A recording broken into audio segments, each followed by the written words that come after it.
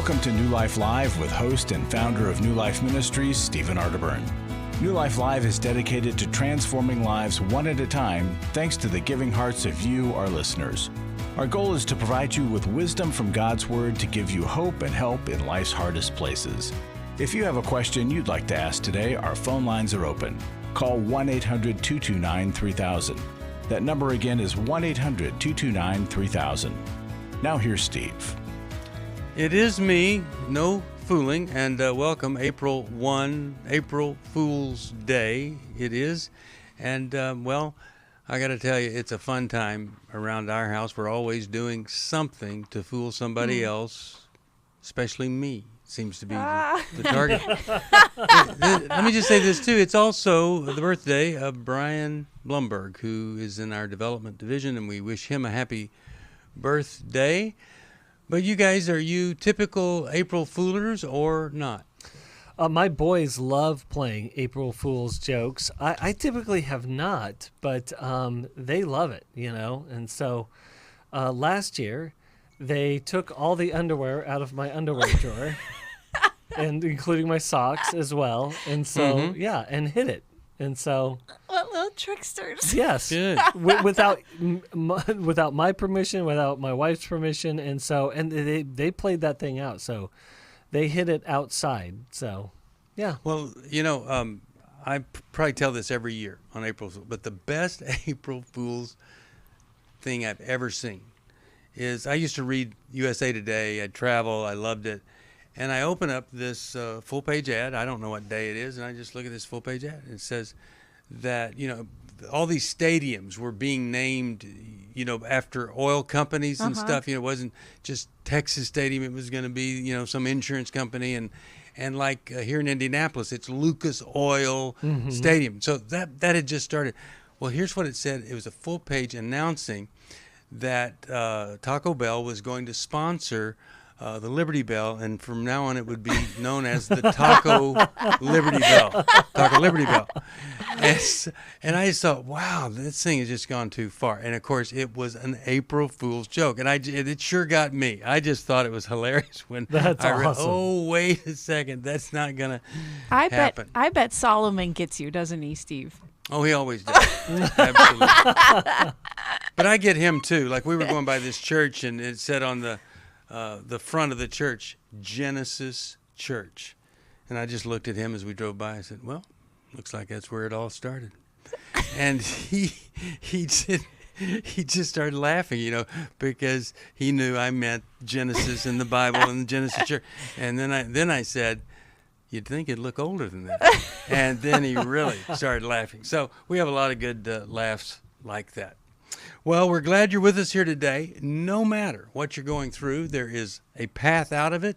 There's a path to meaning and purpose. We believe that, absolutely do. Sure is. There is redemption, restoration, there's forgiveness. And a lot of people aren't living in those things. And that's what we want to help you do, because anybody can take a look at where they are, decide, I don't want to be here, and put together a plan to never be here again. Well, this is our April 1st day, and many of you know I'm a teaching pastor at Northview Church here in Carmel, Indiana, one of the top 20 churches 2 years ago, the third fastest growing churches, 3 campuses in prison. And this month, we are, as a gift to anybody, a gift of any amount, we're giving away the senior pastor's book, Steve Post's book, Creatures of Habit. Now, this is a perfect book for us because the habits he's talking about, it's not like spending. It's not like all these things we talk about, alcohol, drugs, sex. Talking about the things under it. The habit of resentment, the habit of doubt, those kinds of habits that form the foundation of the things we do that bump us off the path that God has for us. I'll send it to you for a gift of any amount. It's very readable and inspiring. It's a good book. Creatures of Habit. We're all that. We just want to be sure they're good habits. We'll be back after this.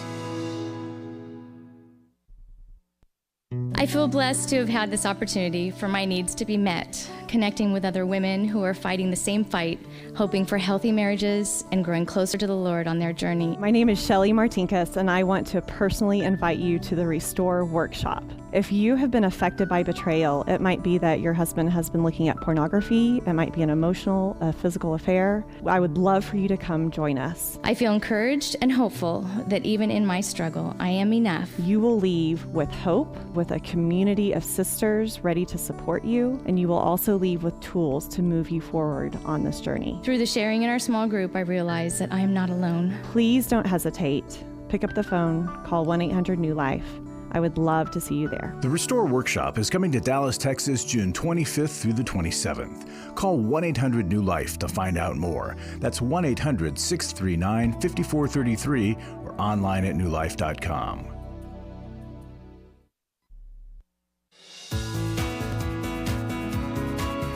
To find out more information about New Life or to order any of the resources mentioned on today's program, call 1-800-NEW-LIFE. Now back to New Life Live. We are back. Really glad that you're with us here today. And how about we go to, well, let's talk with Kathy, Little Rock, Arkansas. She listens on Sirius XM satellite radio. She has called us right here, 1-800-229-3000. How are you? And I just wonder if there might be something that we could help you with today. Absolutely. I'm fine, thank you, and hope you're well, too. I have a huge concern. I'm engaged to a man. We're both in our very early 60s. Mm-hmm. I've known him all my life, but we lost touch. We're a year apart. He went to the Air Force, and I went on my way, but we've reunited about 4 years ago. Like I said, we're engaged. Yeah. He has a huge problem with hoarding, and we bought a very large place here in Arkansas that he continues to purchase things, but I'm going to fix them one day. But one day never comes, and I honestly am ready to run because I can't deal with all this. It's giving me huge anxiety. Now, you're his fiance, but you guys bought a place together before you got married, right? We did not. Well, it's in his name. When I say we, of course, I help do all the work and everything, but everything is in his name. I have my own accounts. Okay. I'm very secure. But it's a place that that if you got married, you'd be living there together, right? Correct. Okay. Now let me talk to you. I'm gonna turn you over to Chris and Alice for the deep stuff. Let me be my typical superficial self here, okay? So, if you watch American Pickers, you know that there are hoarders, and then you could say there are collectors, and so they'll go to a big piece of property, and they'll go to an outbuilding, and somebody has taken stuff that they've found here or there, and they would say that that's their collection of things that maybe they'll redo one day, maybe they'll never have time. And that could be anything from they could have a collection of cars that need fixing to a collection of salt and pepper shakers. You just never know. Is there any chance that your husband or your fiance is a collector without those buildings yet versus a hoarder? Any chance? He's an absolute collector. That is a good distinction. Okay. And we have those buildings to place each and every collection. And we're talking a wide array of collections. Okay. Yes. And if that brings him joy and you have the space and the place, why is that a problem to you? And I'm not saying it shouldn't be or couldn't be, but why is that a problem to you? He's a collector. Got the big property, got the buildings. Tell us about that.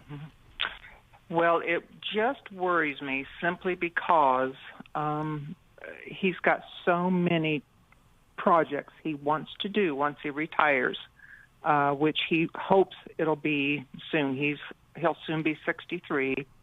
So if that doesn't go about it, he has 3 children, and they're all very concerned about what his estate will look like how is that going to be? And he's like, he doesn't care at that point. He'll be gone. He'll be dead. heaven. Yeah, that's right. So yeah, but he's leaving.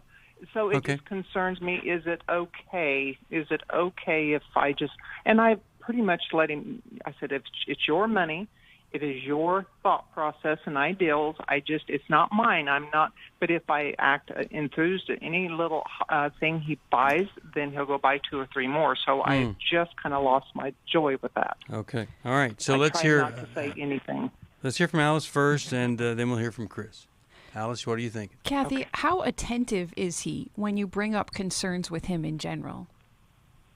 He is very angry. He calls me a B word, you know. Oh, that's who I would marry. Attitude. If I was a single woman, that's exactly who I would want to choose to spend the rest of my life with. Yeah. Because, see, I would believe that once I married him and loved on him, he'd never do that again, and I could heal him. No.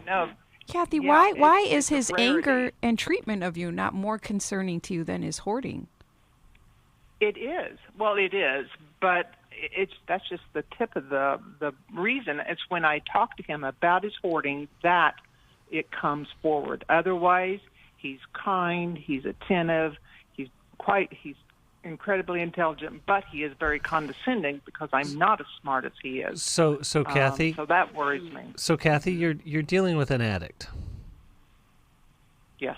Right. Yes. So, because if you mess with an addict's drug or behavior of choice, they've confused that thing with survival. So they look at you as threatening their very survival, and you'll get a lot of angry pushback. But I think beyond the addiction, which is just a medicator for his pain, is that the guy that you're engaged to has a lot of unresolved trauma. He is trying to fill and cover up his pain and his fear with things and with projects. Yes. Right? So yes. I just want this to be very clear. Unless he gets help for the anxiety and the obsession and the compulsion, but most importantly, the pain that drives all of that, you will always be a mistress to his things. Mm-hmm.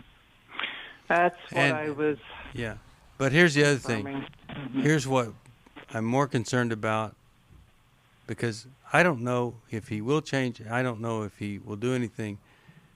But we're talking to you, and you're still thinking about maybe moving forward with a guy that is tripped into abusive language just like that, and you're still considering marrying him. I'll tell you, the first B word I ever... Okay, the first B word I heard. I agree. Yeah, I would say, okay, we're done. You get some help, and let's talk in a year, and let's see what we got. Because what I'm hearing is you've got one thing in common. You knew him when he was a different human being. You had the same geography, but that's about it. Yeah. Anything else you guys want to say, Alice? Well, Kathy, I think you have to figure out what is it about you that is willing to tolerate and become fully attached to a man that's willing to treat you this way. He's got a selfish character defect that I don't think he's willing to look at, because he's also willing to say to his kids, all this junk, this is going to be on you. You're going to have to figure this out, and I'm going to be dead and gone. I don't care. Wow. So you've got to explore why you're willing to put up with that and love that and let the good in him overshadow these very strong, significant negative aspects. Well, unfortunately, I came from a 23-year marriage with a narcissist, proven, and I put up with a lot so I could get my children raised. So maybe it's a tolerance I should not have. Yeah.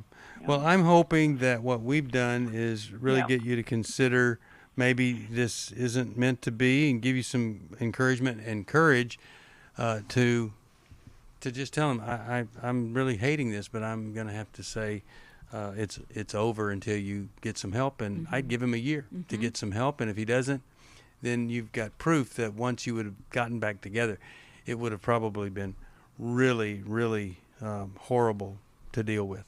Glad that you called, and I want to send you a copy of this Creatures of Habit book by Steve Poe. I think you're going to love it. I'd like to send you 2 of them so that you might drop one off his way, because it'll really help in that anger business. All right, I want to talk to Cecilia from Los Angeles, California, and she listens on KKLA. How you doing?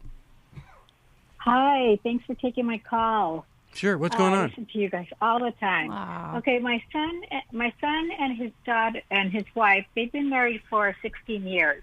Okay. About 3 years ago, she started to confess things about her past, like being very promiscuous and things in her background. And he feels like she's been lying to him all these years. Mm-hmm. And so they talk about things, and he asks her things about her past, and she always tells him a different story. So they are just constantly fighting. And I have suggested that they go to a family therapist where they can talk to each other with a mediator without yelling and screaming, because they have 4 kids. And she gets very emotional to the point where she has, she starts to hit herself and says, "Oh, I know, I'm just a terrible person. I'm just a terrible person." Okay. You know, So what's the question she for won't us? talk to As him. you're the mother-in-law, what is the question that you Right. have for what us? Can I do? What can I do to help them to see that they need to have, if they want to fix this, they need to get together with somebody. Okay. Well, Alice, what do you think would be a good first step here for her as mother-in-law? Cecilia, I hear the tears in your voice. You must be so worried for this family and for your grandchildren, what they're being exposed to. It's very disturbing for those kids and for the whole family. Yes. Briefly describe your relationship with your son and your daughter-in-law, and whether or not they would accept help, advice. What's that relationship like with them for you? Well, we were very, very, my son and I are very close. And he talks to me all the time about everything that's going on. But of course, until everything just blew up, he was not involving me, because he felt like, he didn't want to involve anybody else. He was going to try to fix it himself. And, but now it's like gotten kind of out of control, because she gets hysterical and she yells in front of the kids, and she even tells the kids, "You see why I'm leaving?" And she has left. She left for a week, and then she came back. And But- Cecilia, Okay. how is your relationship with her? Do you have any contact with her? Yes, we were very close at one time. But when I started to try to give them advice, she just would not accept it. And she just wanted to listen to her mother. Yeah, And that her happens a lot. mother- Yeah. Yeah, she didn't want to listen to me. I even offered to pay for therapy for them. I said, "I will pay Okay. for the therapy if you will go." Yeah, we want to help you have a strategy here. And I'll jump out here and tell you one thing that I want to ask you a question. Okay. What does her past, before she was with your son, what does that have to do with your son? Well, it's things that happened before, but also when they were dating. Okay, they weren't And married. so- And so No, he they feels weren't like married. he feels like that she wasn't honest in the dating process. Right. Yes. Okay. And he feels like, if I knew all this stuff, I may not have married you. you know why he didn't know this stuff? Why? He didn't find out about No, I it. don't know why. He didn't Yeah, find no, out he about didn't. it, see? And if he Right, maybe if he had dated longer, maybe if he had Yes. dated more intentionally, gotten some great Yes. premarital stuff where a therapist would say, "Tell me the last time you kissed another man or kissed another woman," and let's just be clear about that. But he didn't do that, and now he's living with the consequences of that. Chris, Right. take it from here. What do you think it needs to happen? Well, the first thing, Cecilia, is you need to stop being your son's therapist, Yes. which is a boundary, Right. right? So it's like, hey, when he starts talking and wanting to dump his complaint on you, especially the ones that he's recycling over and over, you can let him know, Yeah. I love you, I care for you, but this is beyond me. So we can't talk about this, but Right. what we can, what I'm willing to do is have you go see a therapist about this and just stick with that message and reiterate it over and over again.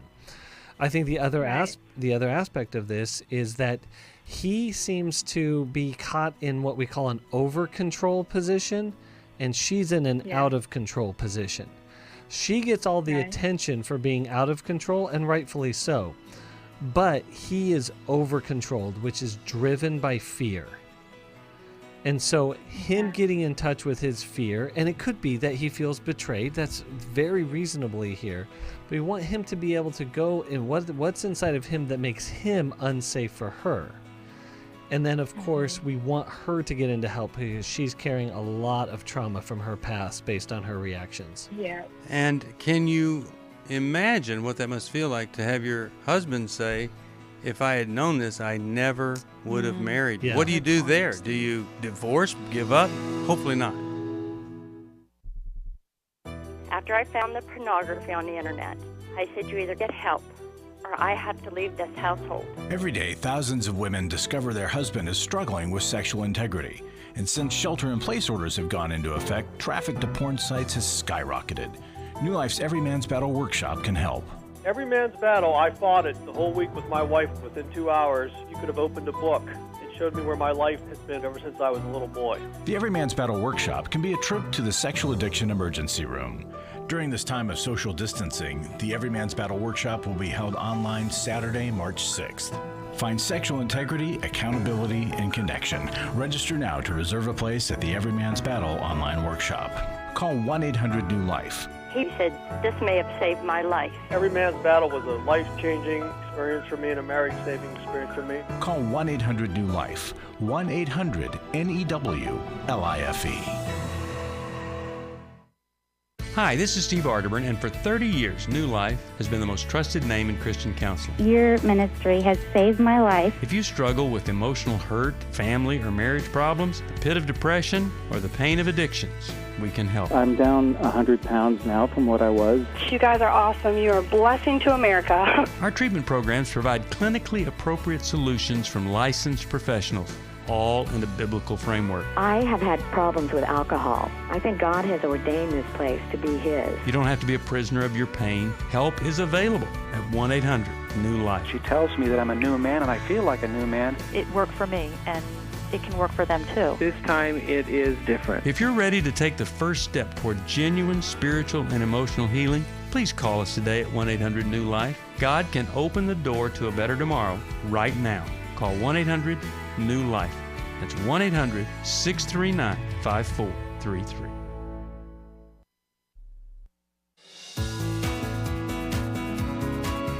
We'd love to hear from you. If you have a question or a comment, call toll-free 1-800-229-3000. Now back to New Life Live. We're back, and Alice has a final word here for Cecilia. Alice, go ahead. Cecilia, it stuck out to me that your daughter-in-law listens to her mother. And if there is any way for you to connect with your son's mother-in-law to say, we're both concerned for your daughter. And she listens to you. Let's get together, let's offer her love, and let's see if together we can help her accept help for the sake of her kids, for the sake of her family. We also have Intimacy in Marriage coming up in July, and you might offer that to your son, pointing out that he has a role to play in this, and that if he can take his wife to Intimacy in Marriage, also for the sake of the family and for the children, that so much can be healed, so much can be changed just in that weekend alone. All right. I hope that's helpful to you. And let me send you this. I'll send you, when someone you love, or understanding and loving someone who is a vacillator or has what we would call borderline personality disorder, maybe that'll give you some insight into what's going on here. But I do not want you to be excited when your son calls and wants help from mama. He needs to leave you, cleave to her, and deal with this reality and take responsibility for marrying her versus this horrible thing of saying, I wouldn't marry if I knew this now, because that leads nowhere. We got to have acceptance, forgiveness. It's going to be really tough, but they can do it. All right, how about we talk with Livonia, Columbus, Georgia. WNIV is the station. How are you today? Hi, I'm very well, thank you. Thank you guys for always being available, just on a moment's notice for those who are listening. I appreciate that. Mm-hmm. Well, we're glad to be here. How can we help you today? Yeah, so I have a concern about my daughter. It's been an ongoing situation. She seems to be attracted to very unhealthy relationships, one after the other. So approximately about a year and a half ago, and she drags the son into these relationships. And my husband and I asked her to promise us that she would never do that again in her new relationships. And she promised us that she would never do it again. And here she is, another relationship, just 2 months in, changed her position on her religious practice because he's Muslim. She doesn't believe in God anymore. And on her birthday, we were introduced to this guy, and of course her son was there. Just a short time frame within her meeting him. So Okay. when we saw how the child, and I've seen him before, respond very negatively emotionally when these guys leave, because she sometimes tell him to call these guys a name like our father, like Pop or whatever. And he was very distraught when the last guy left. And when we saw how he reacted this time to this new person, he wouldn't even look the person in the face. So Livonia, let me ask you a quick question here. Where's your daughter's father? He's in the home. That's my husband. Yeah. Where's your husband? Where is my husband? Uh-huh. He's in the home? And what's He's her relationship like with him? Very involved. Very good. Oh, good. Excellent. What does he have to say about this?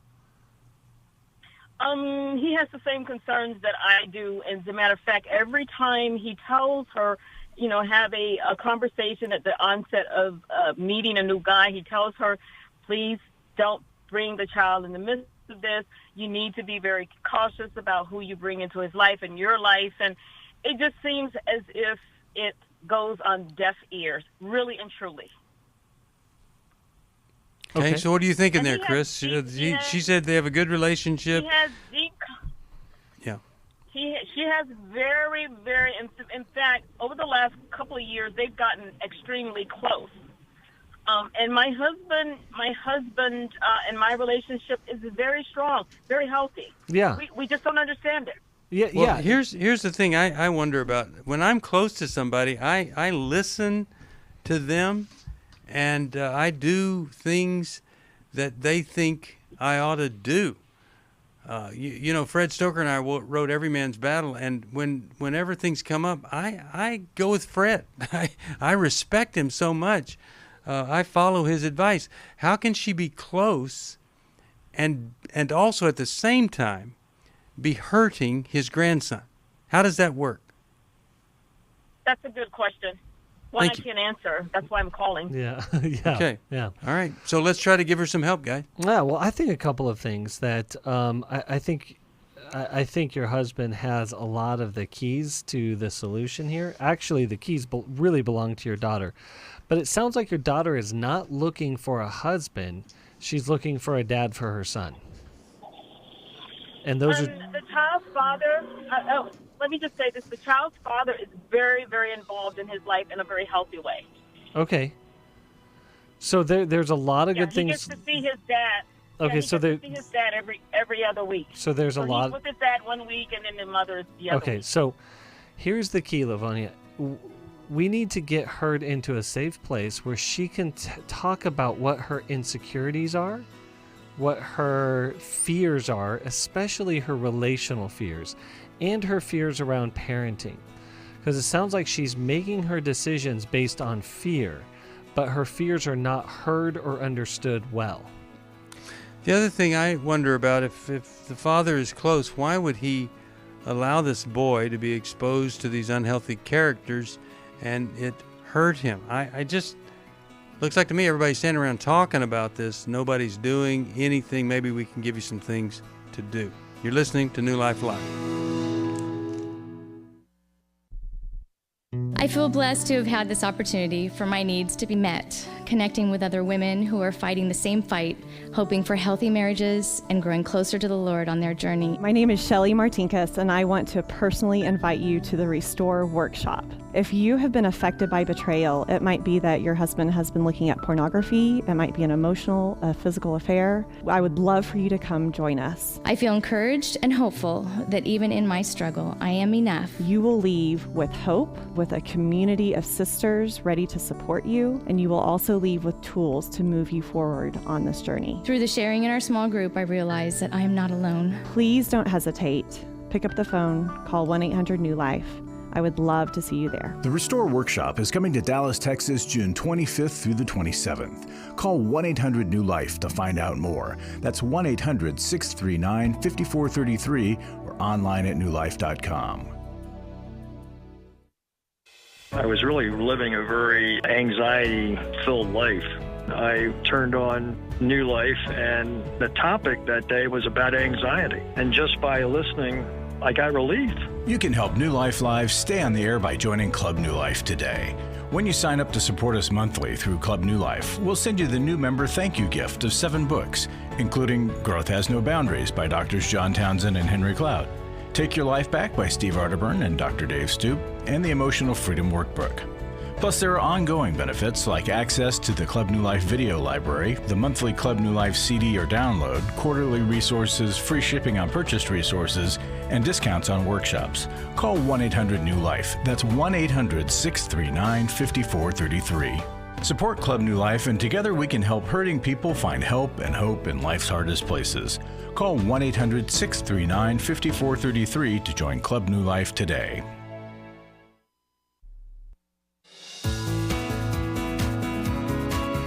We're glad you joined us for New Life Live. To be a part of the program, call 1-800-229-3000. Now back to New Life Live. We're back. A final word here for Livonia. I just want to say a teaching moment here. If you're dating, you must not bring your children in relationship with a new person until you're pretty sure you're going to go forward with that person, because all their hopes and dreams get built up. And if it's an unhealthy person, even more so. Chris, you have a word, and then Alice has some direction here. Yeah, Livonia, I don't think the picture is as nice as you make it out to be quite honest. And I think your daughter's behavior is telling on the family.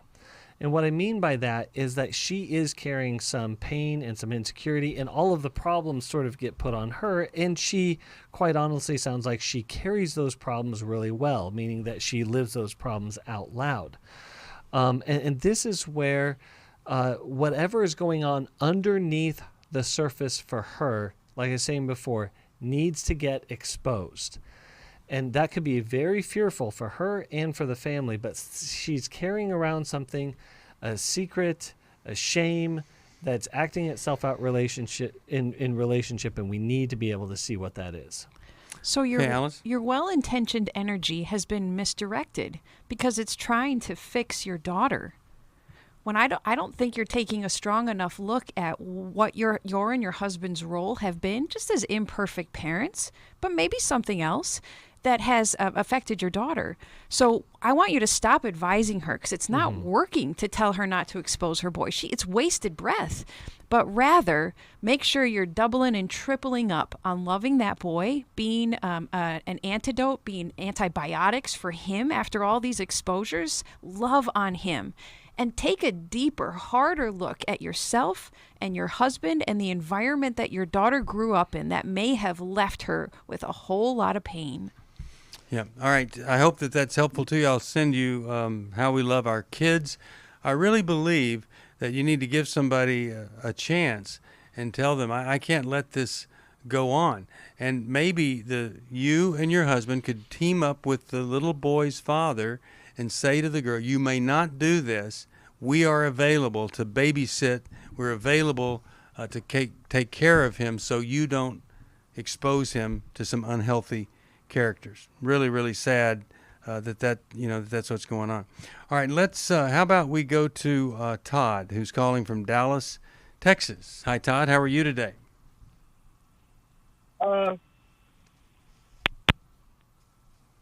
Todd, you just got cut off for some reason. I don't know if you cut yourself off or we cut you off or something, but we'll go to Ann. Ann's calling from Brighton, Michigan. Hi, Ann. How are you today? Yeah, hi. Thank you for taking my call. I had a question about a 30-year-old daughter who grew up in a very unusual situation from our other 5 children. She's the youngest. Okay. And 2 days after she was conceived, I found out my husband had a double life for years I never knew about. Never distrusted him, bragged about him, thought he was just the best. And that was 30 years ago. And he has personality disorders. And I don't know if it's genetic, what my youngest has, or if it's part the utero stress, or if it's genetic or environmental. And I've always been trying to figure it out. What's she going through? What kind of symptoms would we see if we were there with her? She's very close to the vest, keeps everything very, very private. My husband does also, though. She's hypersensitive and anxious. Even as a child, she wouldn't let me hold her when she was 4, 5, 6, 7. And I'd say, I saw Mom holding a 7-year-old today. I wish you'd let me hold her. She was very distant emotionally and physically from the time she was tiny. There are people that are, of course, there are people that are highly sensitive people to any kind of sensory stuff. So the problem here is you think she's too distant from you or too emotional, or what do you think is the problem? She keeps things very private. I've had people tell me she doesn't let anyone in. She isn't easy to confide. If you ask her more than one question, she gets real anxious. In fact, she hopped out of the car the other day, and my husband said, "How can you get out of the car with Mom?" I couldn't stand it. She asked me another question. I just couldn't stand it. Okay. That sort of thing. All right. So let's hear from. Let's start with you, Alice. What are you hearing here? It might be the problem. And how is it that your husband is still your husband? Well, I was given wrong advice, I was apologized to years later. My pastor, who I trusted explicitly, he was part of a religious order that my children were all involved in. It's called Regnum Christi, and they were shaped to be enablers. So your pastor gave you bad advice. Has your husband order? Yeah. Has your husband repented and has your husband repented and changed? No, and I am stuck in that area. Yeah. So your daughter is very likely jumping out of her skin because she is stuck in such an unhealthy relationship between you and your husband. So she's leaping out of the car because she can't tolerate whatever is still happening with the two of you. What can I do to help her? The first thing you can do to help her is stop fixing her. She's not a problem she's just not a problem to be fixed right now. I think that she senses that with you, and that and I think that she may even sense that I can't feel good unless I make Mom feel good, and that she's maybe carried that job and she's kind of tired of it. But what she does need, is she does need to be heard. And so, and for you, it's when we give people advice, and this sounds strange coming from an advice show, but especially, I'll tell you, I can do it on the radio, but I can't do it with my own family. And what I mean by that is that we give advice, then what people hear is that there's wrong with me, and that you think is wrong with me, and you're going to fix me. As opposed to, I'm a person worthy to be connected to and to be seen for who I am. And maybe even have the resources to go and figure out solutions on my own. And you may focus too much on your daughter because your marriage is intolerable. And I think your daughter needs you to redirect your focus. I don't think that's it. I don't think so. I regretted the way I was advised to do it for 20 years. But then the kids were all moved out of the house. And I never got to an Al-Anon, which I should have done. They probably would have given me the muscle. But there is a chance that you have a credibility problem that would cause your daughter to jump out of the car. Yep. And it would be like this. Who are you to speak truth into my life when you never did anything about this man that betrayed you? Well, I told him it was wrong, but I didn't throw him out. I asked him to leave. And when I just brought it up and you said, nope, that's not it, my heart dropped. And it's okay if I'm wrong, because I might be wrong. But if you give a similar response to your daughter, if you're dismissive of her and you don't take a little time to think, to consider, is there any truth in that? That would be hard to be around. Mm-hmm. Sure would. So how can I make it healthy? I think you could. Asking her what? You could say to her, I have made a mistake. I have been trying to give you advice. I've been trying to talk to you. I think I'm not just being with you anymore. And I feel so bad about that. And I just want you to know that if you will allow me to spend time with you, you're not going to hear these anxious talks, sermons, assessments of your situation. I just want to be with you, and I want to hear you, and I want to be there for you if you ever want just someone to be with. The other thing is that you might want to say, I made some mistakes, and I know you saw those mistakes, and I just want the best for you. I don't want you making those mistakes. If she is without resources because, there's not that really deep tie to another human being, you can imagine how difficult it would be to withstand lecture, irritation, criticism, anything like that. You just want to, if you were her, you'd want to run for the hills. Now, I'm going to send you a copy of How We Love. I think that's going to give you some insight into all of this, and I really hope and pray that it will. You're listening to New Life Live here on April Fool's Day, and no fooling, we've got one segment to go. And the gentleman, I believe it is a gentleman, Todd that dropped off, he's back. We'll talk with Todd. And I would just ask you to pray for our ministry, support our ministry, tell other people about our ministry. Because we hear all the time that some folks have no access to any kind of wisdom or any kind of different perspective other than this program. And so we want to be here for a very, very long time. We've been here 32 years, and we love that. So we'll take a break. We'll come right back. We'll talk to Todd and hope that we have some insight for him that could be helpful. If you need some help, it's 1-800-NEW-LIFE. That's the number, 1-800-NEW-LIFE.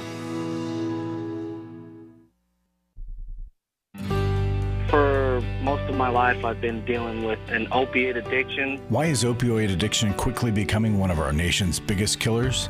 Maybe it's because it isn't only those who are addicted who are in denial. We did what I see so many parents do, is it can't be an addiction.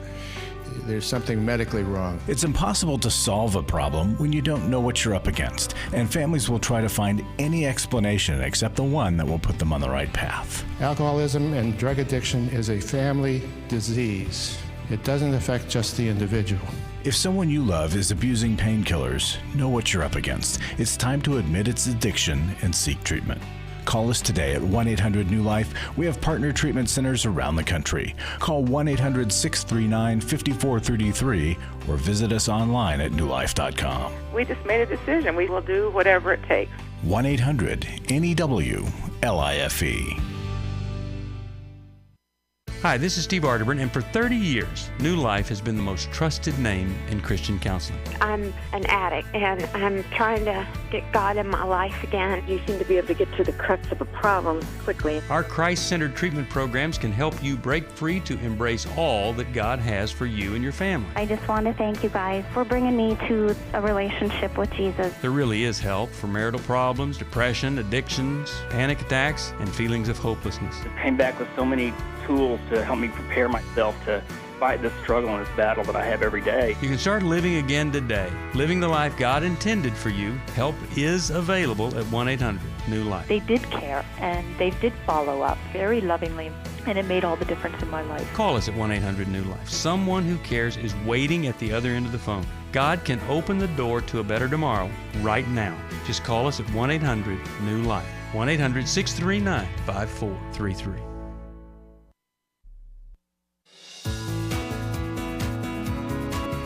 To find out more information about New Life or to order any of the resources mentioned on today's program, call 1-800-NEW-LIFE.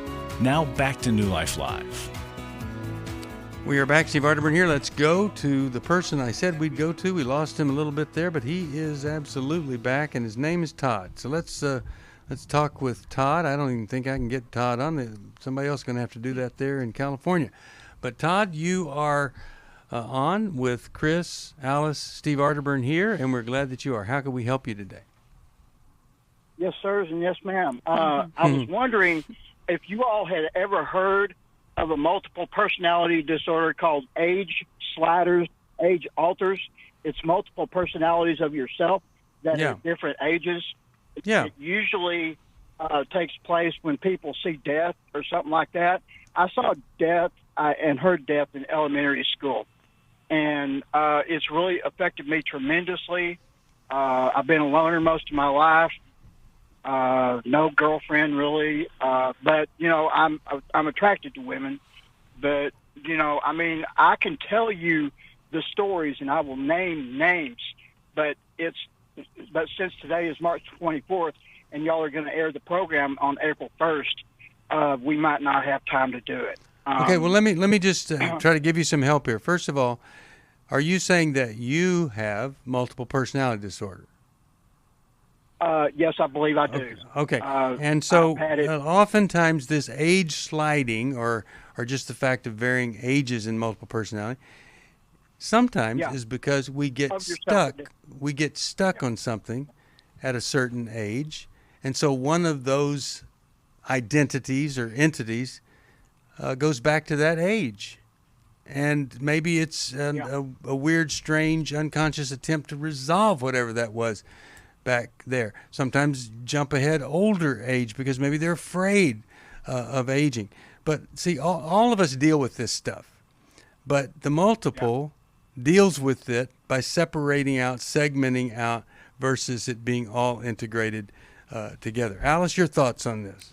Todd, I have worked with a number of folks who have also been through severe trauma and have a similar splitting of their personality.